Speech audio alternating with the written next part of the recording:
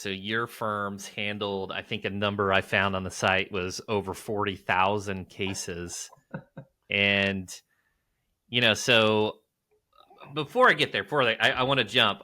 Before I get there, I also, I'm researching I go to the website, I see the power of attorney, the secondhand pictures.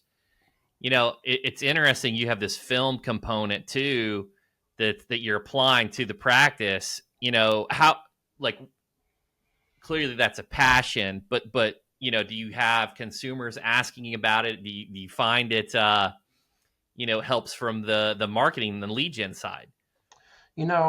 Most of what I've ever done is more branding than it is direct marketing. I've never, no offense to my brethren on your podcast that do the TV commercials, but I've never been one that could get on TV and be like, turn your wreck into a check, because I just don't come across as believable and natural. It looks like I'm faking it. So I've always been more branding, and the TV show was just more of a branding thing. I can't say that someone ever called my office and said, I just saw your show on, Amazon Prime or Tubi, or it was on Discovery Channel, and I want to hire you. It's more of a branding, like lawyers know about it. And almost all of my cases have come from referrals from other lawyers. We have about 400 law firms across the country that send us cases, but it's more of a branding thing that you're on television, and people, Mm-hmm. when they do hear about you, they can look you up and find out you have a TV show, but it's not really a direct to consumer, where the phone rings when the show comes on, like when a commercial comes on. Got it. Yeah, and I think so I really wanted to lean into that because your firm it's 400 plus firms across the nation sending you referrals, and there's kind of these two camps, right? It's like referrals are bad because you got to pay the referral fee, but then referrals are good because they don't maybe overload the intake like Well, yeah.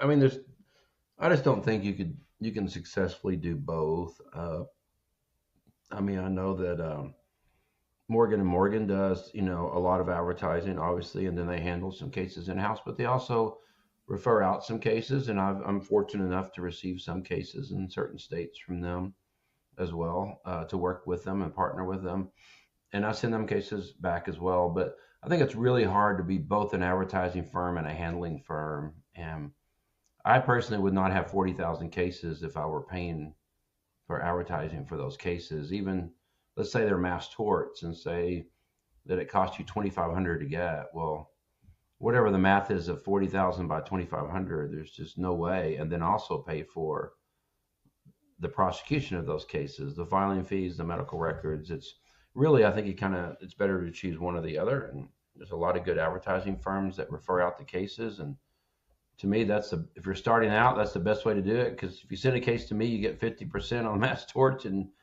all you did is sign the client up. So that's a good way to build a business. Whereas, on our side, we work it up and pay for the case. And yes, I am paying. I could get a case for 2,500, and maybe I'm paying 20,000 for it, because at the end I split my fee, and if it settled for 100 and the fee's 40, and I give the other lawyer 20, then I paid 20,000 for a case I could have acquired for 2,500, a client, but then again, I pay that at the end out of the settlement funds as opposed to upfront. Yeah, I agree. And the interesting thing too is I feel like it's constantly shifting. Like right now, you've got the lead gen companies and the paper lead, and it's basically causing an increase on the cost to acquire the case. So you got to be like a really good advertiser, and at the same time, like I agree, it's hard to be both. Do you feel like right now there is a pretty big shortage of good trial attorneys? You think it is, in terms of the shortage, more on that side than maybe the advertisers?